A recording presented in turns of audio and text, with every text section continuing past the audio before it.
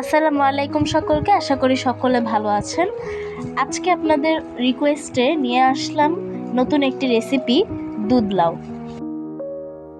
দুধ লাউ বানানোর জন্য প্রথমে এখানে আমি একটি লাউয়ের শক্ত অংশটাকে নিয়েছি। এরপর চামচ দিয়ে ভেতরের আঁশগুলোকে ফেলে দিয়ে আমি গ্রেটারের মোটা ব্লেডের সাহায্যে গ্রেট করে নিব।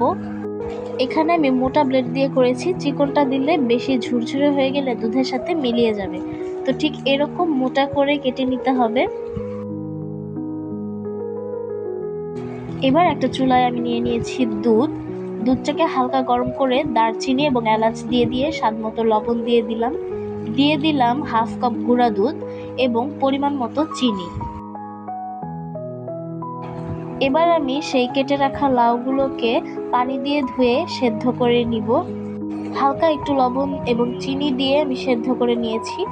এবার আমি সেদ্ধ করা লাউটাকে চিপড়ে এর রসটাকে ফেলে দিব এবং লাউগুলোকে আলাদা করে নিব।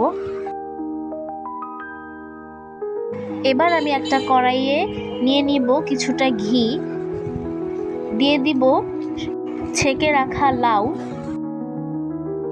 এবার লাউটাকে আমি ভালোভাবে মিক্স করে নিব।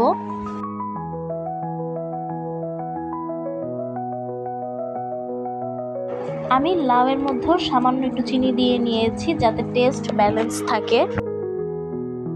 চিনির সাথে লাউটাকে ভালোভাবে মিক্স করে নিব। এবার দিয়ে দিব সামান্য একটু এলাচের গুঁড়া।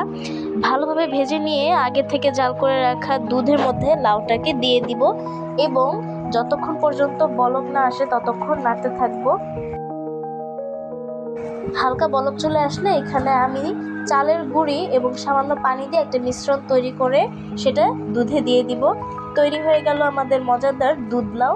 আশা করি আজকের ভিডিওটি আপনাদের ভালো লেগেছে। ভালো লেগে থাকলে অবশ্যই লাইক, শেয়ার, কমেন্ট এবং সাবস্ক্রাইব করতে ভুলবেন না। দেখা হবে পরের ভিডিওতে। আল্লাহ হাফেজ।